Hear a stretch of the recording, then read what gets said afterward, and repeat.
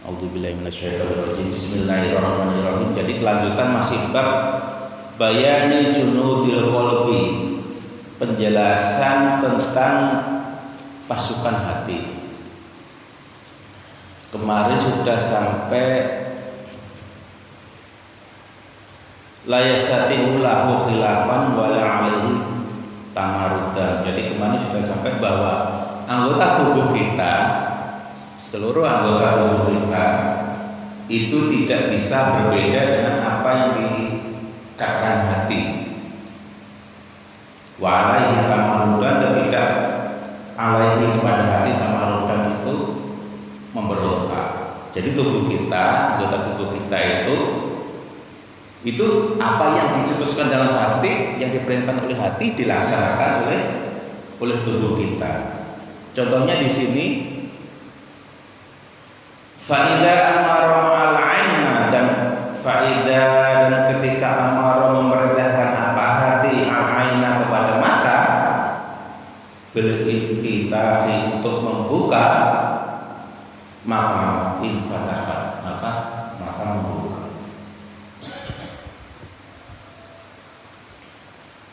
Fa waida amara, dan kita menyuruh, amara menyuruh hati apa rizla kaki bil harakati untuk berjalan, maka taharrakat, maka berjalan. Waida amara al-lisana, dan ketika amara menyuruh apa hati tadi al-lisana kepada lisan. Lisan ini sebetulnya artinya lidah, bukan mulut. Banyak mengartikan orang lisan itu mulut. Lisan itu lidah sebetulnya. Tang kalau dalam bahasa Inggris. Kalau mulut itu mouth. Mulut. Lips ini lips. Jadi kalau kita lihat terjemahan Quran itu, kalau kita baca Quran yang bahasa Inggris itu, kata-kata lisan itu diartikan tongue, lidah. Bil kalami, untuk berkata, wajazima, dan telah tetap al-hukmu untuk mengatakan bihi apa yang kalam tadi, maka takallam, maka akan berbicara. Wa kadzalika sa'irul a'dha, dan kemudian juga anggota tubuh yang lain. Jadi sebetulnya begini, Pak.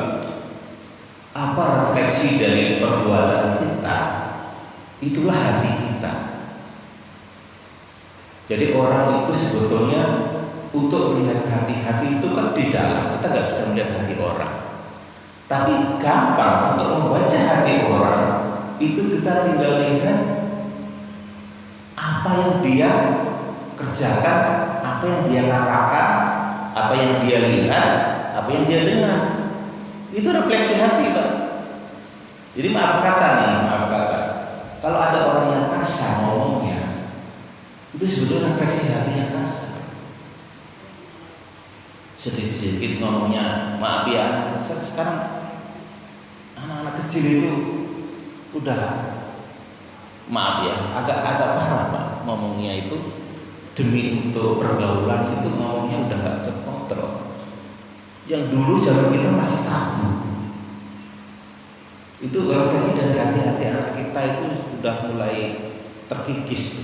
Itu harus kita luruskan tuh anak-anak itu. Kalau Bapak lihat ngobrolnya anak-anak kecil yang umur masih mumayyiz saja udah begitu. Bagaimana besarnya itu yang harus kita didik. Itu harus kita perhatikan.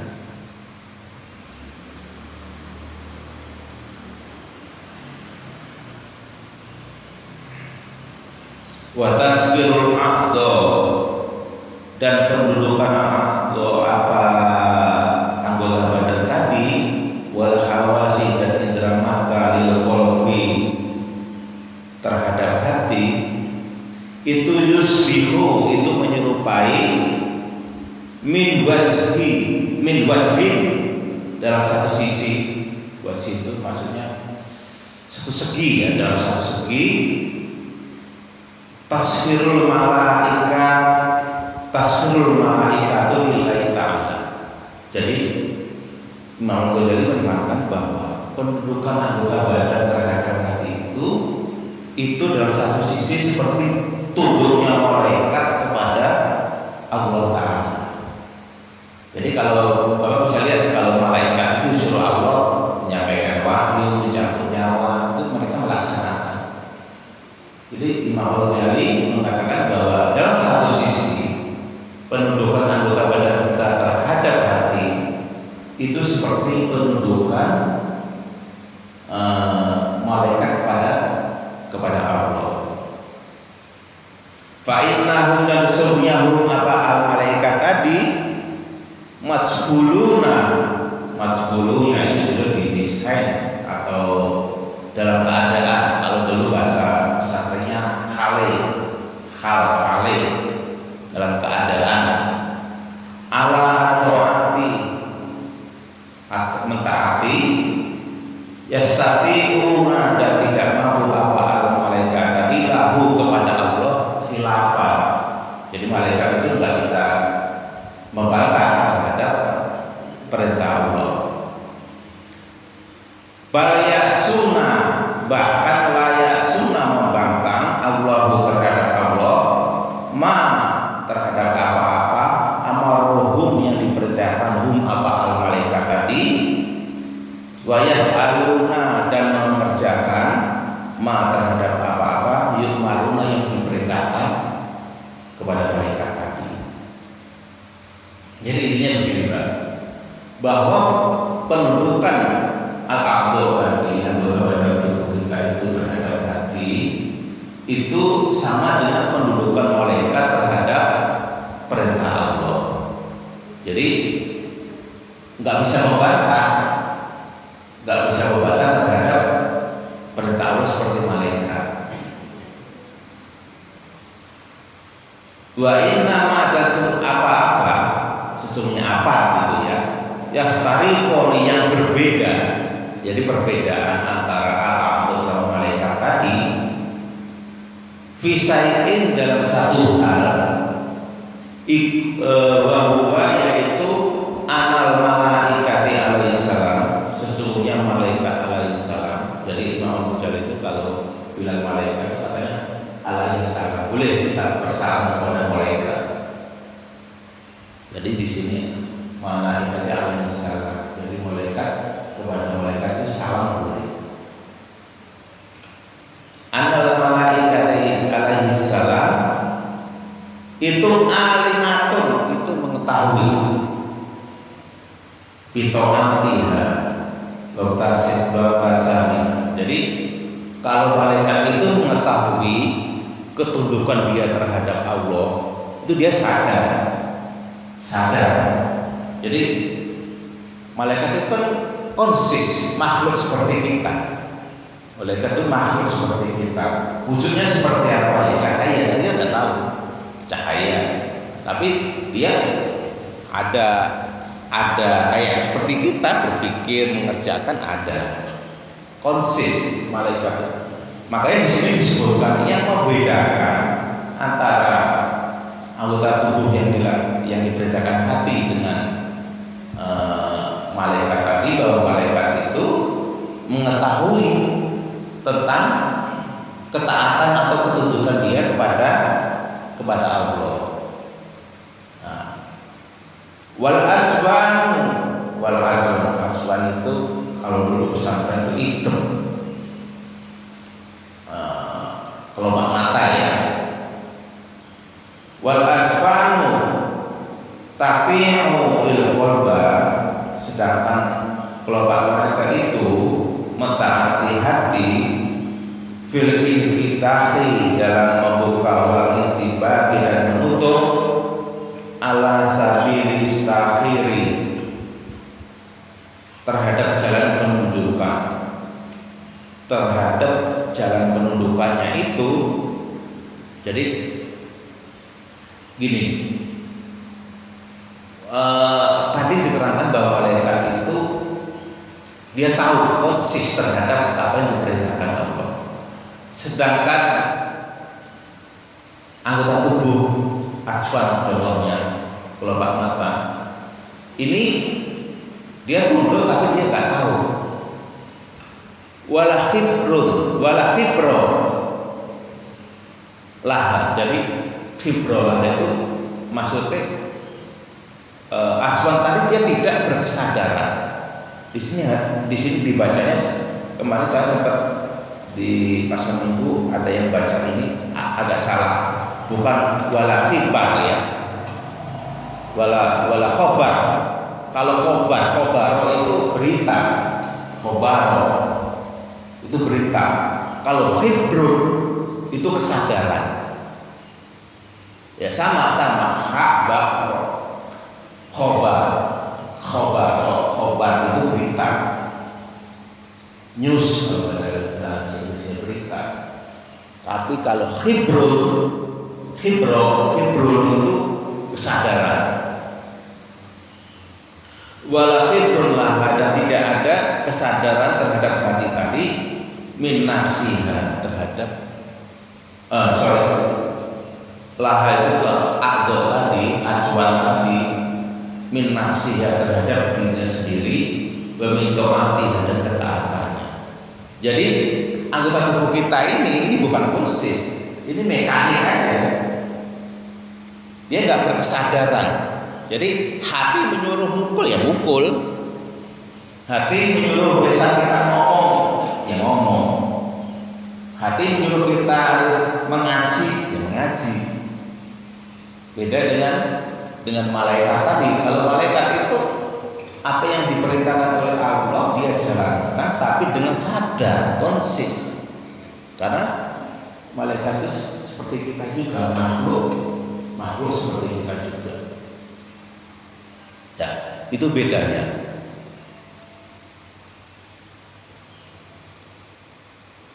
Wala ta'atiha lil qalbi, terhadap hati.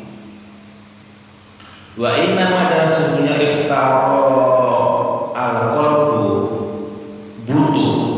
Iftara itu membutuhkan, butuh. Al-qalbu apa hati, ila hadhil juludi, terhadap semua pasukan tadi. Maksudnya pasukan itu mulut, tangan, kaki, mata itu min haitsu iftakharu, dalam butuhnya itu dari segi, maksud iftakharu ini bisa juga dibaca iftakhorihi, sama ya. Nanti saya diprotes lagi kok bacanya iftakharu. Nanti ada ilmunya, ini nahwu menurut nahwu itu boleh dibaca iftakhorihi atau iftakharuhu, min haitsu iftakharuhu, dari segi butuhnya, ila markabu, jadi untuk kendaraan apa, wazadi, bahan bakar, lisafar, untuk bepergian. Jadi ternyata Imam Al-Ghazali itu mengartikan bahwa hati itu mempunyai tangan dan selain sebagainya itu untuk kendaraan, untuk safar, bepergian. Safar apa? Ya. Jadi ternyata kita itu sekarang lagi, menurut Imam Al-Ghazali itu lagi dalam safar. Alladzi li ajli, alladzi, dan yang maksudnya gitu, li asli tujuan khuliqa, hati itu diciptakan. Jadi ternyata menurut Imam Al-Ghazali hati itu diciptakan untuk safar. Wa huwa as-safaru ila Allah subhanahu wa ta'ala. Jadi ternyata Imam Al-Ghazali bahwa hati dan anggota tubuh kita tadi itu sebetulnya sedang menuju perjalanan menuju Allah. Nah, ini arti yang agak, kalau kita ini mungkin agak bingung. Tapi sebetulnya ini biasa dalam dunia filosof Islam atau ilmu-ilmu fikih bahwa kita itu sebetulnya sedang menuju perjalanan menuju Allah. Ya, kita hidup itu sebetulnya perjalanan. Makanya ada hadis bunyinya kun fit dunya ka'annaka murid, gitu kan. Jadi engkau hiduplah, kata Rasulullah, engkau seakan-akan hidup di dunia ini seakan-akan murid, orang asing, abiru sabil, atau sedang dalam perjalanan. Ya, ada hadisnya. Jadi kita itu hidup itu seperti orang yang asing atau dalam perjalanan. Maksudnya seperti itu. Maksudnya kita jangan terlalu mengkonseskan tujuan hidup kita itu pada dunia. Jadi tujuan kita itu sebetulnya harus akhirat. Jadi menurut Imam Ghazali, safar tadi menuju Allah tadi itu, dunia itu hanya sebagai safar, perjalanan menuju Allah. Dan ini banyak dibahas oleh filsuf-filsuf Islam. Misalkan yang terkenal itu Bulla Sadra, itu filsuf yang terkenal itu dari Iran. Dia mengarang kitab As-Safar al-Arba'ah, asal judul saya, perjalanan yang 4. Itu terkenal dalam dunia sufi, dalam dunia ma'rifat, dan itu sudah diadopsi oleh orang Barat. Orang Barat, bukunya udah muncul, namanya kalau nggak salah judulnya itu Journey into the Mind of God. Journey into the Mind of God. Jadi perjalanan menuju Tuhan. Itu disadur oleh orang Barat, James Cole. Buku Bulla Sadra itu menjadi namanya, bukunya itu Journey into the Mind of God, perjalanan menuju Tuhan. Itu bagus sekali bukunya. Jadi seperti itu. Jadi sebetulnya Imam Al-Ghazali itu mengartikan bahwa kita hidup ini itu sebetulnya sedang safar, perjalanan menuju Allah Subhanahu wa Ta'ala. Nah, dalam perjalanan itu sebetulnya kan perjalanan itu kan hanya sementara. Makanya yang sementara ini janganlah kita mengorbankan, maksudnya jangan mengorbankan yang kekal nanti di akhirat itu untuk sesuatu yang sementara, yang fana. Jadi maksudnya seperti itu, ya. Jadi kita mengingat, kita boleh mengejar dunia semampu kita, sebagus-bagus kita bekerja dengan tekun, dengan giat, boleh. Tapi setelah itu jangan melupakan ibadah, terutama sholat. Karena sholat itu di sini disebutkan, kata ulama, orang yang memperbaiki sholatnya sesungguhnya dia sedang memperbaiki seluruh kehidupan. Jadi orang yang memperbaiki sholatnya itu sebetulnya dia sedang memperbaiki seluruh kehidupannya. Karena apa? Nanti pertama yang dihisab di yaumul qiyamah itu sholat. Makanya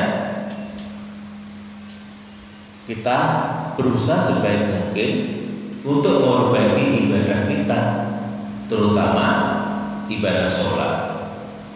Insya Allah kalau sholat kita baik, semua amal kita menjadi baik, hisabnya menjadi mudah. Jadi seperti itu. Tapi memang agak susah kalau kita baca makan kayak begini, Memang agak lama. Pertama lama, yang kedua susah. Kalau kita baca sebetulnya saya bisa menyadur, saya baca kemudian saya menerangkan gitu ya. Tapi saya nggak ingin seperti itu. Jadi tujuan saya, kenapa saya baca matan ini, baca kata per kata, begini. Bahkan adik saya sendiri ragu tentang kitab ini, karena di luar sana sudah terkomunikasi hal-hal yang negatif tentang kitab Ihya Ulumuddin. Makanya saya sengaja dalam kesempatan ini untuk membaca kata per kata supaya kita mengerti bahwa sebetulnya bukan seperti itu. Mereka berpandangan seperti itu karena belum pernah membaca kitabnya, kitab ini. Kalau saya sudah pernah membaca, pernah mengaji dulu. Saya mengaji kitab ini 3 tahun.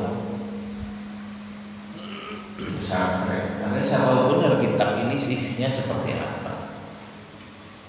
Ya, memang kalau kita baca perkataan ini agak lama ya, agak lama dan pengertiannya agak susah.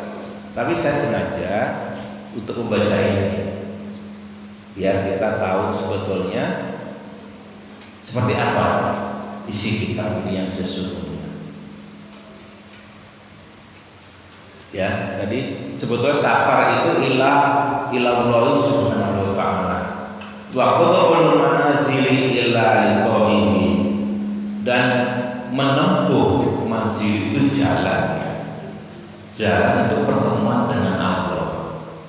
Jadi kita safar ini, hidup ini sebetulnya safar itu untuk menempuh perjalanan bertemu dengan Allah.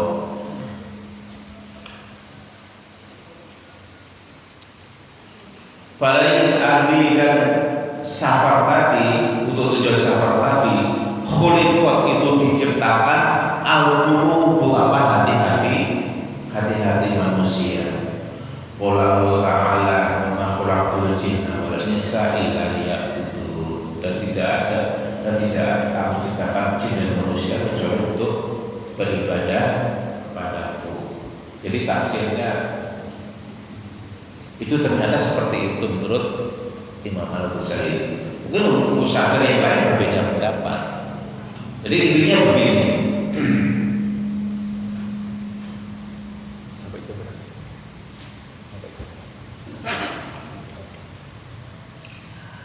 Nggak terasa ya, waktunya udah hampir 40 menit.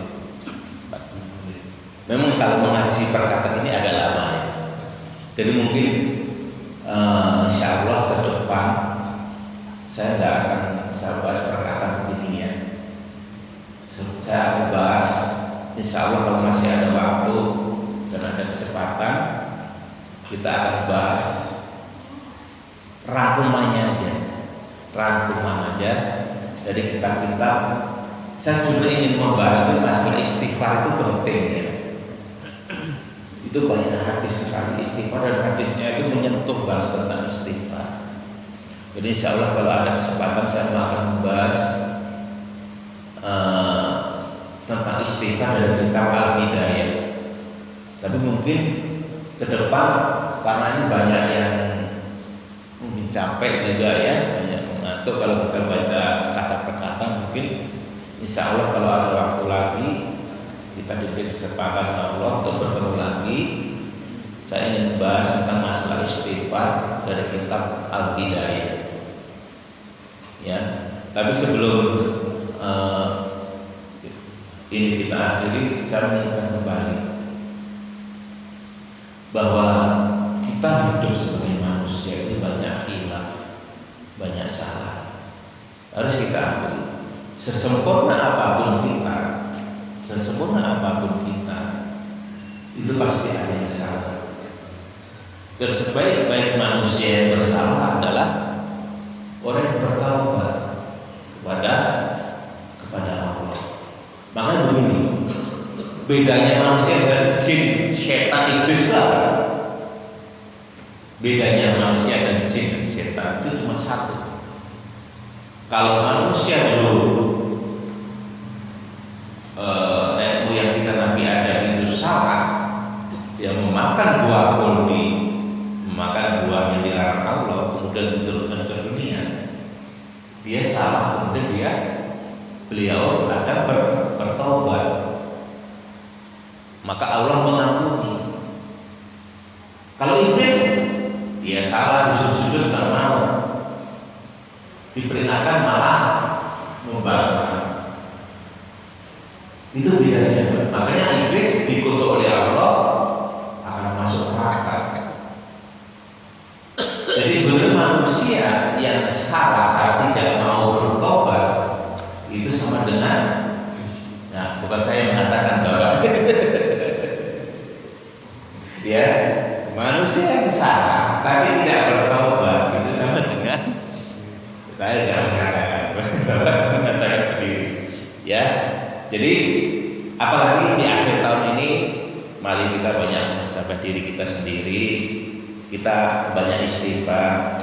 Dan sebetulnya istighfar itu banyak sekali manfaatnya. Salah satunya menghapus dosa, menambah kecintaan menambah kecintaan Allah kepada kita, dan juga memperlancar rezeki. Percaya nggak Pak? Istighfar itu banyak memperlancar rezeki, memperlancar urusan. Bapak nggak percaya, amalkan. Kalau nggak percaya, itu tadi yang saya fotokopi, jangan hilang. Mudah-mudahan bisa dibaca, diamalkan. Ya, saya baca sedikit. Saya baca matanya, takut salah ya. Bismillahirrahmanirrahim. Allahumma anta rabbi la ilaha illa anta. La-nya ini sebetulnya harus panjang karena ketemu abjad. La ilaha illa anta khalaqtani wa ana abduka wa ana ala ahdika wa wa'dika mastata'tu a'udzu bika min syarri ma sana'tu abu'u laka bi ni'matika 'alayya wa abu'u bi dzambi faghfirli fa innahu la yaghfiru dzunuba illa anta. Lisa itu istighfar. Ini ceritanya kalau nggak salah tuh, Nabi pertama baca itu beliau sangat bersedih hati atas meninggalnya Khadijah, istri beliau. Jadi ini semoga istighfar ini bisa kita amalkan.